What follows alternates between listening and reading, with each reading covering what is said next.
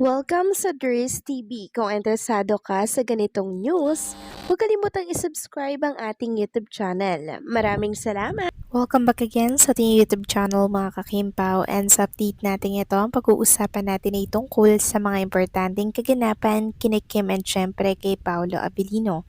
Pero bago po ang lahat, maraming salamat sa inyong patuloy na pagsuporta at pagsubaybay sa mga daily update natin. Kaya naman bilang pasasalamat, narito po ang isang napili kong komento patungkol ito sa naging previous update. Mula ito kay Ginang Norma Cole. Sabi niya dito, eto na si Kim, ang ganda, very proud kami senior sa kanya. Itong artista na di nakakasawang panoorin kahit paulit-ulit pa. Nagbibigay saya lalo na sa mga matatanda. KP pa rin tayo hanggang dulo. Ito lang naman ang Kim Pao ang napamahal sa akin. Di ko lang alam kung bakit. Sila talaga ang sandalan ko tuwing ako'y nag-iisa. Paulit-ulit kong panonoorin ang kanilang mga larawan. Mahal ko talaga sila kahit ano ang pangbabash. Tanggap ko pa rin ang mga idol ko. Thank you, Dries, at God bless as always.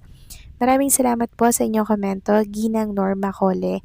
Yes, tama po kayo dyan. Hindi po nakakasawang panoorin si Kim Chu or si Paolo or ang tambalang Kim Pao.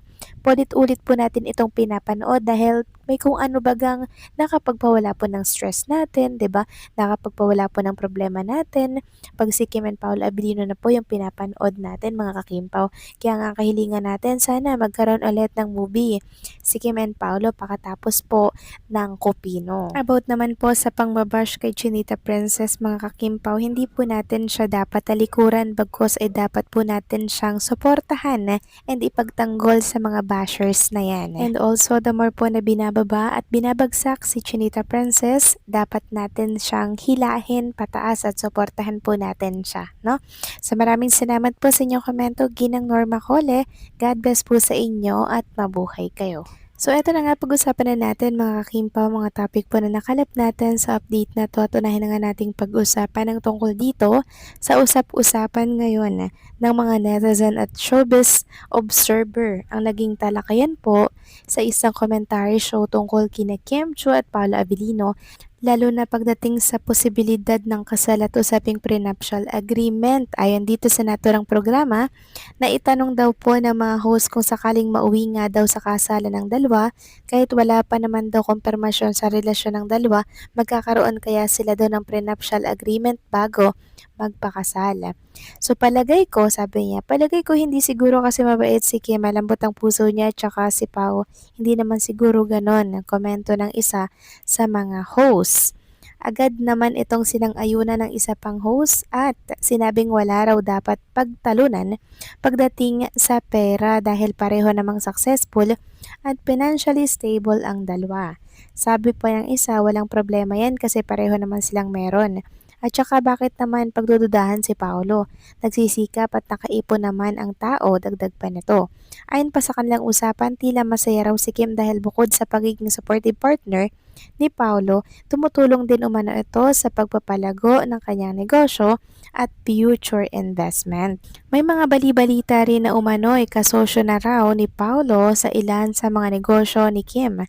Dahilan para lalong umugo ang usapan na seryoso na umano ang dalawa, posibleng naghahanda na rin para sa kanilang kinabukasan. Dahil dito lalong pinagpiestahan online ang usapang kasal ni Kim at Paolo. Marami sa kanilang fans ang kinilig at umaasang mauwi na sa totohanang happily ever after ang tambalang matagal nang sinusubaybayan ng publiko. So yan po yung isa sa nabasa nating write-ups mula po sa isang article.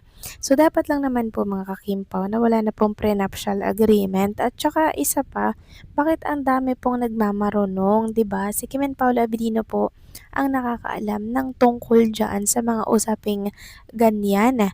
'Di ba? Sila lamang po ang makakapagsabi niyan. Pero para sa atin, na obserbahan natin na hindi yan mangyayari. 'Di ba? Yung mga prenuptial agreement na yan. Dahil parehas naman po silang meron. Parehas din naman po silang successful. Parehas din silang may ipon at parehas din silang may mga business at property.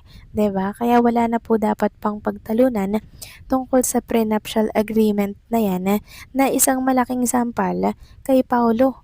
'di ba? Ibig sabihin minamaliit nila si Paolo at yung mga property na naipundar niya. Ang tagal-tagal na po ni Paolo sa showbiz industry at for sure marami na po niyang naipundar. Marami na din niyang business, marami na din niyang property at naipon. Kaya naman hindi na dapat pa yan pinag-uusapan kasi kung tiwala ang mananaig at pagmamahal, wala na pong ganyan, 'di ba? Samantalang next topic naman, pag-usapan naman natin mga kakimpaw, itong hindi lubos akalain ni Kim and Paolo Avellino na mangyayari po sa kanila. Grabe mga kakimpaw, nakaka-excite ito. Kasi kahapon na-share na din po ito ni Chinita Princess sa kanyang Instagram account. Yung tungkol po sa isa sa mga eksena ng Di Alibay na kung saan 'di ba ay nagkaroon sila ng parang bed scene doon ni Vincent mga kakimpaw. So ngayon, pumalo po ito ngayon ng 8 million. 8 million mahigit na po mga kakimpaw. Grabe, nakaka-proud lang. And kahapon, nasa 7.6 million pa lang to. Ngayon, 8 million na po ito. Sabi nga dito na para bang nagbabahay-bahayan lang sila kasama si Matthew kahit langgam kikiligin kina Stella at Vincent. Then sabi po ni Kim Chu na para bang love story ang The Alibay. Suspense crime thriller po kami with a pinch of love angle. Maraming salamat po for all the love and support. 8:45 p.m. weeknight. So, ayan po mga kakimpaw. Lubos po ang pasasalamat ni Junita Princess at talaga namang tumatangkilik sa kanilang Di Alibay. Every 8:45 p.m. po yan.